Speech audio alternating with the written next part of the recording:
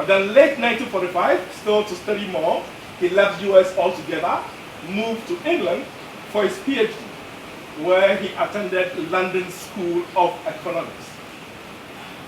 Whilst teaching, he met people like W. Du Bois, George Padmore, on the same civil rights issues. So he was very active in the space in England.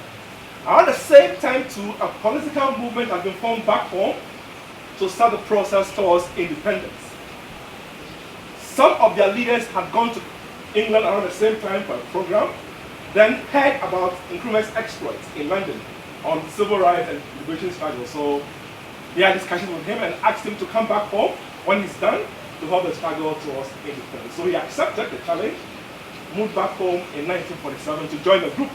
They were called the United Gold Coast Convention. He became their general secretary. But moving forward, he was having issues with other members on ideology.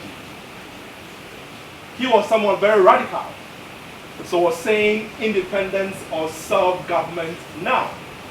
His friends who were more elite were saying in the shortest possible time, or let's still negotiate with the British. So he said now. Because of that, he left the group from his own political party called CPP, which means Convention People's Party.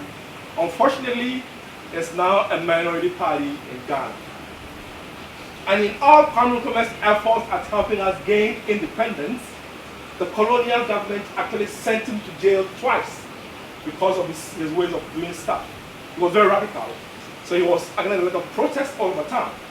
The last one that sent him to jail was, he captioned, quote, "We prefer self-government with danger to servitude in tranquility."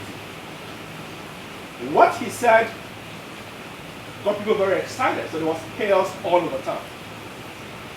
So the British then had him arrested. They charged him for what they called he organizing an illegal strike and also treason. So they sentenced him to serve a 3-year jail term. He was sent to James Port, where he'll be going in the part as part of the tour. So he went to that jail. But whilst in jail, our people who felt he was not supposed to be there were still holding protests outside the jail for him to be released.